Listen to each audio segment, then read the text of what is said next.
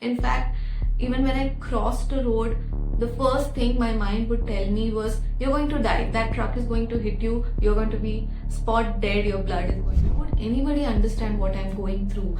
And I couldn't stop it. It was not in my control. What do I do? So to distract or divert that pain, unknowingly, I started scratching myself, I started slapping myself, I started hitting the walls, and I used to do that till I have that so much of physical pain that my mental pain gets diverted into the physical symptoms. In the 17th floor, and there were no grills in the window, and there were voices just telling me, I think, just jump. Uncontrollably crying until my sister and mother rushed and held my hands, tried to stop me, and I think that was the first time my parents saw me, what I was going through, because till then they didn't know what I was going through, right? I couldn't explain them anything. The mental pain is not usually visible by anybody else, but only when someone sees the physical reactions to it, then maybe they try to understand, okay, something is wrong.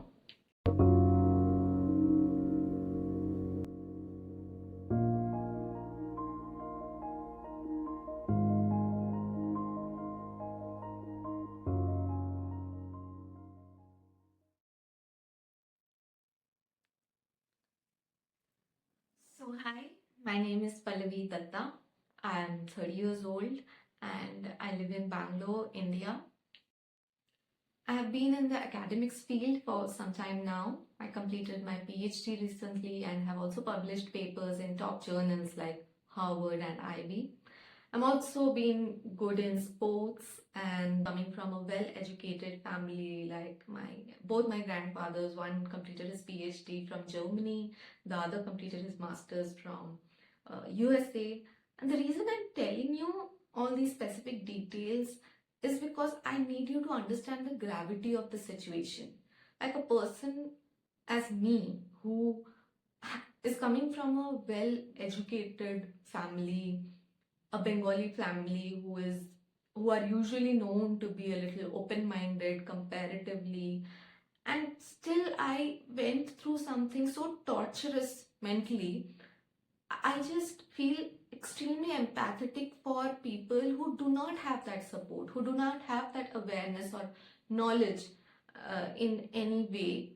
And when they go through this, I have no idea how they are able to cope with the situation. So, uh, with the privilege I have, I decided I really need to open up about the struggles and the healing journey to at least help those who do not have that type of awareness or resources currently, and help them understand how the journeys look like. So in February 2024, I was clinically diagnosed with severe anxiety disorder, and we also took multiple opinions from other doctors to make sure that the diagnosis is right. We ran a lot of other blood tests, EEG tests to make sure there's no other reason for the physical symptoms I was having. And I still remember during that time when the doctor noted down the symptoms I was going through, the other medical conditions that I had, he straightforwardly said that if you continue like this, you're definitely going to get diabetes, you're definitely going to get other chronic illnesses if you don't treat it right away properly. And during that time, already in a vulnerable stage, I was taken aback. Like, how could a doctor tell me or be so negative about my situation? But later on, that situation itself became a trigger point and pushed me to take care of myself, to notice things, to take steps, even if there's no other type of support, but take my own responsibility. So I was in the end of my third year of PhD journey when I started having various unexplainable issues like severe chest pain, restlessness, trembling, dizziness, nausea. And apart from that, I was already having severe acne issues. So much that I did not go out of the house for almost a year, as I felt very ashamed of it. I did not leave the house without applying makeup for almost 2 years. I had already visited many doctors for that and was taking meds and applying prescribed ointments, but nothing seemed to work. Parallelly, I was suffering with gastroesophageal reflux disease. Frequent headaches, PCOD, also was under thyroid medication. I'd also been diagnosed with seizures, that is epilepsy, when I was in class 9. And even after 5 years of treatment, my EEG report was abnormal. The other issues I started getting were like lip eczema, skin rashes, even sleep paralysis, which is so extremely horrific, I would say. Then these a few other symptoms were like the panic attacks, self-harm, anger. I even there were days I just couldn't walk properly. I remember I was taking like even 2 3 steps for like 10 seconds of pushing myself, and acidity, and could not sleep. I had never been that person. I was always a person, I drop on the bed and I go to sleep in the next 2 3 minutes. But then those nights came where I just couldn't sleep. As trying meditation music, yoga nidra, all podcasts, listening to whatever I could at nights. But night after night, I just couldn't sleep, and it's such a weird experience for me. Then those body aches, low energy all the time, crying anywhere in front of anybody, all of a sudden without any reason. So all these symptoms started coming up within a span of like 3 4 weeks, and it pushed me to a point that I just couldn't keep continuing the way I was continuing for the past 10 years. I had to make a massive change. I was about 12 years old when my mother took me to a psychiatrist for the first time, and I was extremely furious at her for taking me there. I couldn't grasp the reason behind taking a small child of my age to a person who usually treats a mentally sick person. And the reasons my mother gave the doctor were like I had mood swings and I used to get angry very easily. But do you think these reasons were sufficient for someone to take a child to a psychiatrist? I really was very angry at her. I used to have these 2 or 3 different voices in my mind which continuously told me different types of things. If one asked me to do this, the other asked me to do something else, and I used to always be in a very confused state trying to differentiate between the two voices. Who do I listen to? Who do I ignore? And only after a while, I realized this is not a normal way to live. This is an extremely difficult and unnecessary way to live your life. And I used to think this is normal. Everybody has this head. In fact, even when I crossed a road, the first thing my mind would tell me was, you're going to die. That truck is going to hit you. You're going to be spot dead. Your blood is going to be all across the road. And just the example I gave you now, you can imagine every single activity I used to do in a day, I always had a worst case scenario in my head playing all over again with different types of other situations occurring. And great, finally I got to know it's not how you're supposed to live, or not the only way you have to live. You can change that. A time came where I just couldn't take that mental pain and trauma, and I couldn't explain that mental pain to anybody. How would anybody understand what I'm going through? And I couldn't stop it. It was not in my control. What do I do? So, to distract or divert that pain, unknowingly, I started giving me physical pain, which were at least visible to others, even to myself. Like I used started scratching myself, I started slapping myself, I started hitting the walls, and I used to do that till I have that so much of physical pain that my mental pain gets diverted into the physical symptoms. and I just didn't know how else to cope with the mental agony. And it's especially hard because you're not even able to explain it to anyone. You don't have those right words to even tell to anyone. It was already 4 months of me taking antidepressants or anti-anxiety pills, and I remember there were nights where I could still not grasp what's happening. I had that mental frustration going on, not in control of myself. There were voices telling me, I just have to end my life. There's no point of continuing like this. I was living in a building in the 17th floor, and there were no grills in the window, and there were voices just telling me, I think, just just jump. What's the point anyway?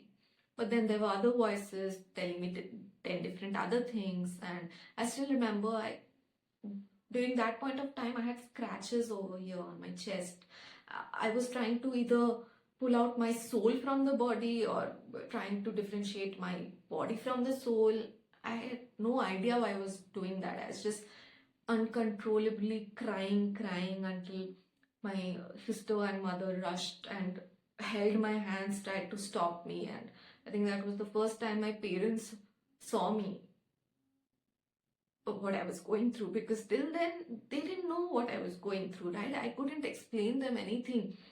The mental pain is not usually visible by anybody else, but only when someone sees the physical reactions to it, then maybe they try to understand, okay, something is wrong.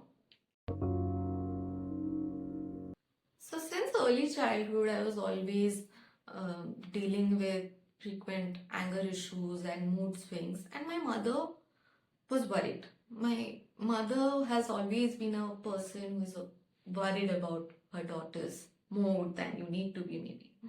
And there was a time when she was talking to a doctor on call and telling about my symptoms, and the doctor was also asking a lot of questions.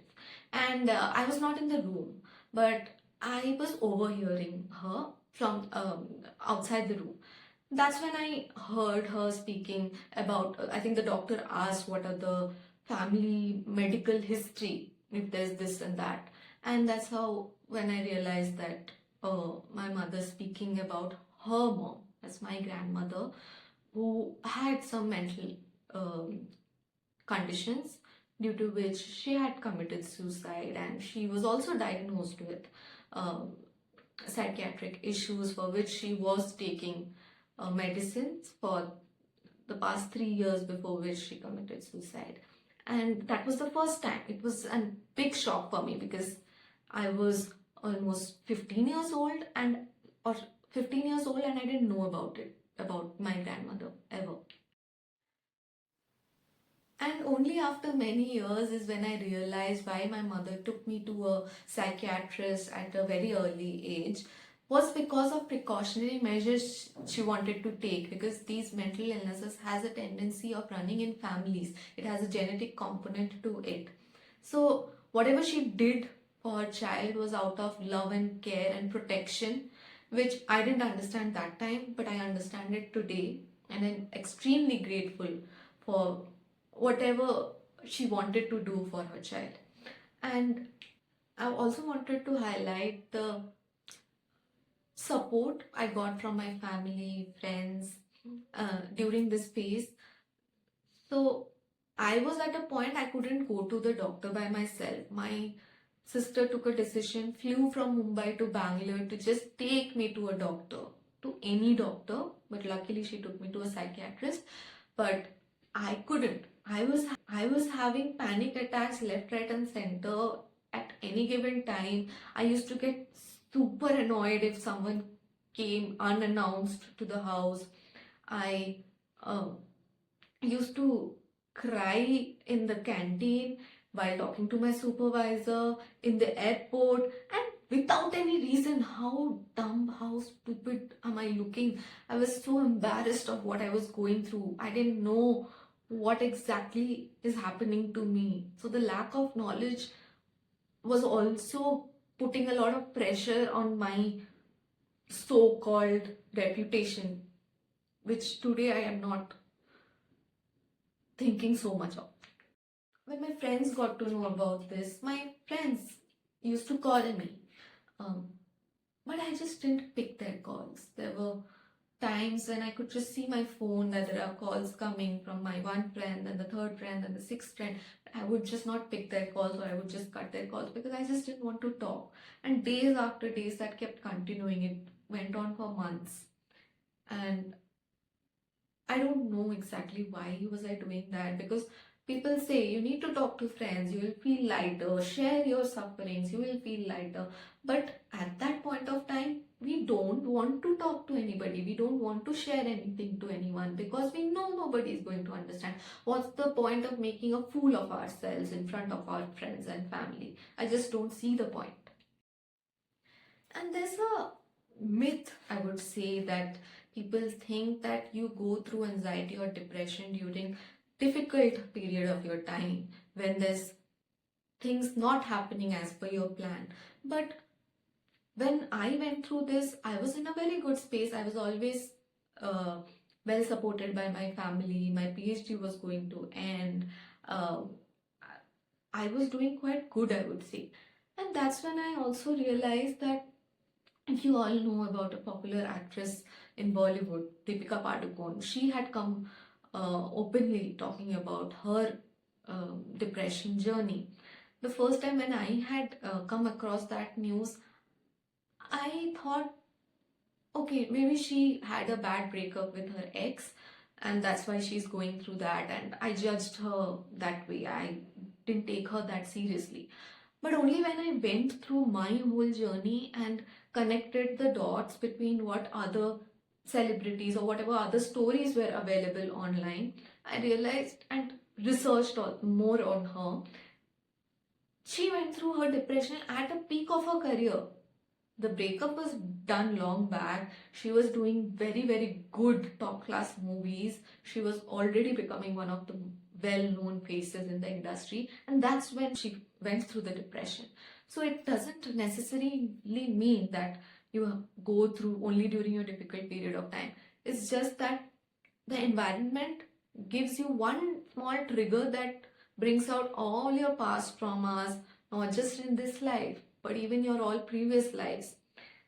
And it brings you face to face with whatever you still have to overcome all at once, because you were ignoring it till now, you were running away from it till now. But world doesn't work like that. Universe needs us to face our own challenges. before it is too late. And fortunately, today I'm doing much, much, much better. Like, I'm in a very happy space. I'm in a very light, free, and positive state of mind. And I would list the top three things that helped me. The first was medication for me, sure, because the gravity of situation I was in was extreme, was very severe. I cannot comment on anybody else, but I was in a very bad shape. So if I didn't take the medicines, I don't think suddenly out of nowhere I could have changed my lifestyles and my ideologies. No. So medicines definitely helped me. The second were affirmations, because finally I realized that the thoughts which were there in my mind were coming from my belief systems, and my belief systems were screwed. No, not because of uh, purposefully doing that to myself. I didn't willingly become negative as a person. It came from a very previous flow of energy through many other channels, which I will not dive into that deep here. It's something very interesting and special, which I would like all of you to actually get into, learn about it, because that will definitely, I'm very sure, will help each and every one of us to heal ourselves. And the third is yoga. My parents used to always ask me to please join a yoga class, do your meditation, think positive things. From childhood, I've always been hearing this only from them. But I never did. I don't know why. Even if I do one day, I will stop doing it from the second day. But only once I started with the medication, I started getting better. Like only after a year of getting better with medications did my mind open up and came into a point where I could start acquiring some positive things and push myself towards the right direction which I wanted to. Otherwise, my existing patterns were very bad.